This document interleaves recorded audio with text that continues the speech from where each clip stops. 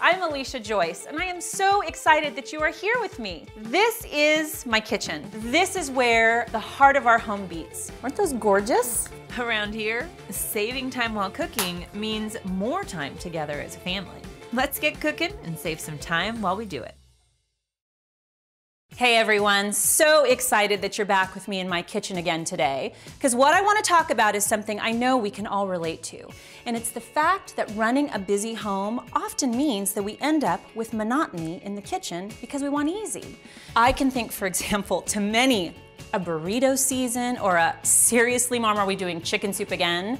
But what I've learned through those seasons and over the years is that we don't have to sacrifice flavor or uniqueness by wanting easy.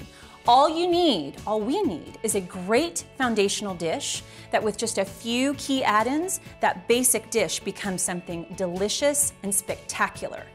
Take mac and cheese, for example, one of the most foundational dishes in any kitchen. Now, when I was a new mom, I was actually a boxed mac and cheese mom until I learned a secret. It is just as easy to make cheese sauce from scratch, yet 1,000 times more flavorful. But before I tell you the secret to my cheese sauce, I want to get this water to a boil, and with induction, it's only going to take a couple minutes.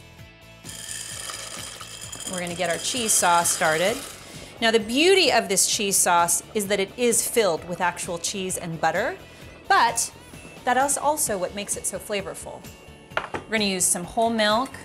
We're going to use 3 different types of cheeses. We're going to use some fresh grated nutmeg too, which just gives it a really nice kick. Pan is on. It's on the high heat. And we're going to put our butter in the pan. Look at how quick it's already hot. Turn it down just a little bit. What we're going for is just a little bit of browning on that butter. The beauty of induction is that it actually holds the temperature very nice. So like you can see, as I turn it up or turn it down, I can keep it simmering at exactly the point that I'd like it to stay at. We're going to go ahead and add in the flour. The flour and the butter together are we're going to make a bechamel sauce. And you see as you add that in, it starts to thicken almost immediately. We are going to take our milk and pour in just a little bit at a time. This milk is going to start bubbling quite quick. So initially, your milk is going to go in a little faster than you think. Slowly continue to add in your milk. I'm going to start with a really nice extra sharp cheddar. White cheddar is nice. You could also use yellow cheddar. And for me, I like to use a variety of cheeses. If all you have in your fridge is cheddar, go for it. I like to pick up some Gruyere cheese as well. And my secret ingredient is also adding in just a touch of goat cheese. I feel that it gives really nice depth to the flavor. The fresh grated nutmeg gives a really nice earthy element to the finished piece. And it's just delicious. You can always tell when you don't have the nutmeg, so use the nutmeg.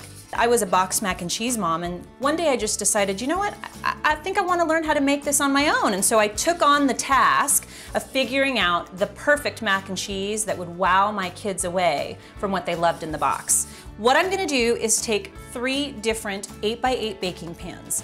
We are going to create 3 unique dishes with the basic sauce, a basic noodle, but add-ins that give those extra flavor punches. Evenly distribute your noodles. Then the beauty of the sauce goes in. All you're gonna do is pour enough sauce into each of your pans to basically coat each of the noodles.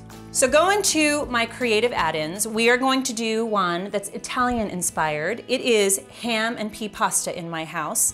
And all we're gonna do is start with one dish. You're gonna add in some frozen peas out of your freezer that have already been run under some water. You're gonna add in some diced prosciutto, just like that. And over the top of that, add in probably about a ½ cup of Parmesan. Again, totally taste palette dependent on your family. And there is dish number 1. The second thing we're gonna do is make one with a little spice, because for my man and I, we like it spicy. And what that calls for is a little fresh diced jalapeno. With my jalapeno though, I actually do like to use some tomatoes. The tomatoes we find really break up the heaviness of that cheese. So there is my jalapeno tomato spicy mac and cheese. The final dish, we're just gonna use up the rest of these tomatoes. This one, think of like grilled cheese sandwich with fresh tomato on top. That's exactly what this last dish tastes like. The final step that I take for every mac and cheese dish that I make is I actually top them with some homemade croutons. So evenly spread your pared bread pieces all over the top. And my kids actually fight over the pieces of bread, so you put on more than you think you're gonna need, because I guarantee that your kids are probably gonna be fighting for it too. With quick preheat, my ovens are ready to start baking in just minutes. And with True Convection, I can bake more evenly and in less time across multiple racks. Everything is gonna cook evenly because of how the air circulates through the oven. Oh my gosh, if you could only smell my kitchen right now. These are amazing. They are just gorgeous. Oh my gosh, my family is gonna be so happy. Now we're talking holiday meals, and here's a question. Why stick to the same traditional meals over and over? Instead, let's bring a twist to our table with something new, like enchiladas. And today, we're not even gonna go 100% with the traditional enchilada. We are gonna mix it up because you could say I like to get a little rebellious in the kitchen. So right now, I'm gonna get started on one of the fillings we're gonna use in one of our dishes, and I'm gonna bring my girls in to help me.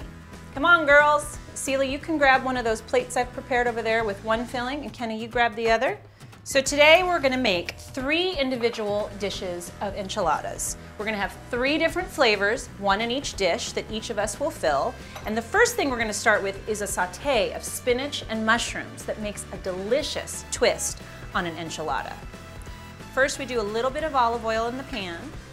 And the reason why we do this with our mushrooms and our spinach is they both release a lot of water. And so by just giving them a slight saute in a pan, it's gonna release that. And then when you fill your tortillas, it's not gonna make them all soggy once they bake. The beauty of my induction stovetop too is it's just gonna take me a second to do this saute. It heats up pretty much instantly. And you saw when that oil hit the pan, it was ready to roll. And that's it. Wilted the greens a little bit, softened the mushrooms, and it's ready to go into the tortillas.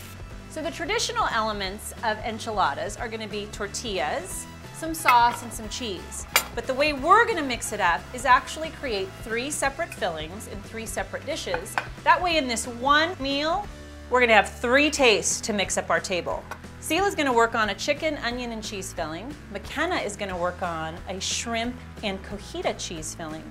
And I'm gonna use the sauté that I made earlier, add some cheese to mine, and then all 3 are gonna get the same sauce. And that's it. Now that our enchiladas are all ready to go, we can get them into the oven. And you know what? Between our induction cooktop and this convection oven, we are gonna have a Mexican feast on the table in less than an hour. Just one more thing I love about my double ovens is look how huge they are. I got all 3 dishes under the broiler in one shot. And oven cleaning is a snap. I use this 2-hour self-clean. So what I hope you learned today is that with a few key foundational recipes, you can mix in different ingredients, and then instead of falling into monotony, you can keep the spice in life, whether it be for everyday dining or those holiday parties. I recognize it also is not always about the main course that we think about.